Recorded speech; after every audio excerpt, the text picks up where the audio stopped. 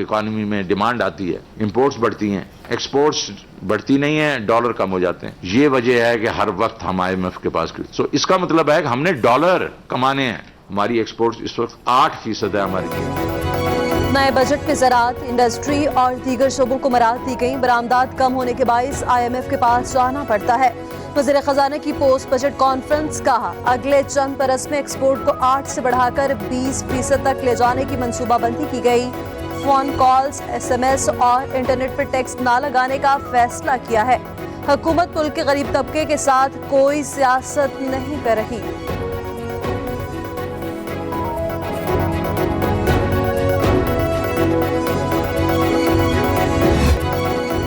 कराची में PTI की हुकूमत होती तो हालात कुछ और होते। पीपल्स पार्टी सिंध कौम परस्त पार्टी बनती जा रही है। ये लोग इतने नाअहल हैं, जहां रह रहे हैं वहां भी तरक्की का नामो निशान नहीं।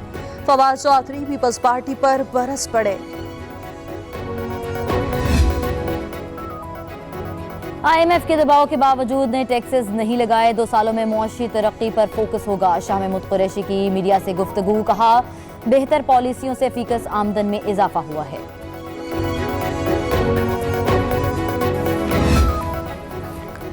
बजट की तकरीरों की कोई हैसियत नहीं है। हुकूमत के पास तरक्याती मंसूबों के लिए कोई रोड मैप नहीं।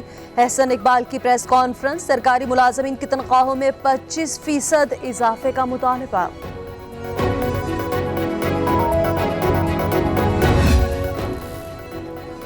बैरूनी कर्जों ने कौम की कमर तोड़ दी। 3060 अरब रुपए सूद की अदायगी में जाएंगे। ज़राअत के लिए सिर्फ 112 अरब रुपए मुख्तस किए गए। सिराजुल हक की तनकीद, तनख्वाहों में 30% इजाफे और उजरत 30,000 रुपए मुकर्रर करने का मुतालबा।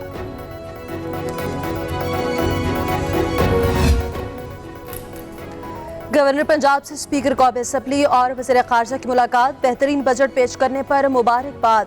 चौधरी सरवर कहते हैं, ऑपोजिशन पार्लियामेंट के अंदर और बाहर मनफी सियासत कर रही है।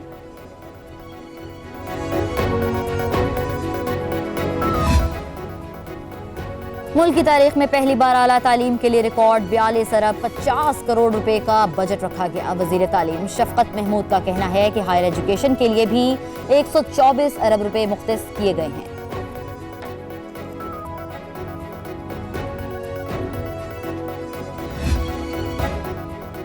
कामयाब जवान प्रोग्राम नौजवानों की जिंदगी बदलने के सफर में कामयाब प्रोग्राम ने 11,000 से ज्यादा नौजवानों को अपने कारोबार का मालिक बना दिया। वफाकी हुकूमत ने बजट में नौजवानों के लिए मजीद 100 अरब रुपए मुख्तस कर दिए।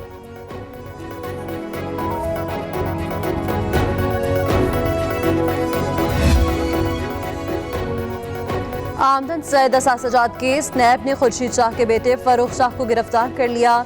एडिशनल सेशन जज सखत ने महफूज फैसला सुना दिया। अदालत ने फरूख शाह को नैब की तहवील में दे दिया। आसिफ अली जरदारी के खिलाफ पाक लेन रेफरेंस के 2 अहम किरदार गिरफ्तार। साबिक मेंबर माहौलियात मियां वहीदुद्दीन और तहसीलदार इकबाल गिरफ्तार। एहतसाब अदालत ने मुल्जिमान को 14 रोजा जिस्मानी रिमांड पर नैब के हवाले कर दिया।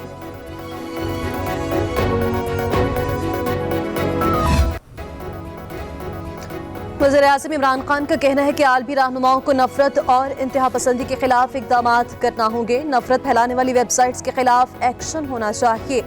CBC को इंटरव्यू में इमरान खान ने कहा कि ओंटारियो वाक़े के बाद हर पाकिस्तानी अफसुर्दा है। कैनेडियन वज़ीर-ए-आज़म इस्लामोफोबिया, नफरत अंगेज़ मवाद के खिलाफ इक़दाम को समझते हैं।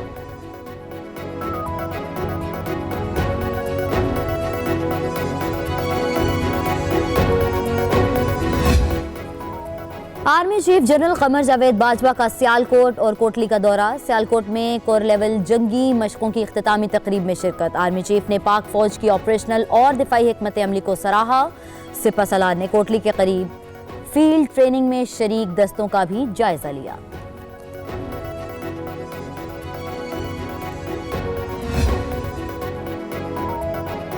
सिंध में अहम मकामात पर एहतजाज पर पाबंदी में 2 माह की तोसी। कौमी शाहराहों, एयरपोर्ट और रेलवे स्टेशन पर एहतजाज की मुमानियत। पाबंदी का इतलाक 15 अगस्त तक रहेगा। सूबाई महकमा दाखिला की जानिब से एलामिया जारी। सऊदी अरब का बैरून मुल्क आज़मीन हज को इजाज़त न देने का फैसला। सिर्फ अंदरून मुल्क के 60,000 शहरी सऊदी अरब में मुकीम गैर मुल्की हज कर सकेंगे। 18 से 65 साल की उम्र तक के आज़मीन के लिए कोरोना वैक्सीनेशन की शर्त लाजिम करार। पाकिस्तान में कोरोना मुस्बत केसेस की शरह कम होकर 3.34% पर आ गई। 24 घंटों के दौरान 1194 नए केसेस रिपोर्ट। मजीद 57 अफराद जान की बाजी हार गए। अमवात की मजमूई तादाद 21,633 हो गई। Fall cases 42,717 record. 8,75,581 मरीज सेहतियाब भी हो चुके। कोरोना वैक्सीन से इनकार। बन्नू में 6 लेडी पुलिस एहलकारों को मुअत्तल कर दिया गया। हुकूमत का तनख्वाहें रोकने का हुक्मनामा भी जारी। पुलिस की मुअत्तली और सजाओं का सिलसिला भी शुरू हो गया।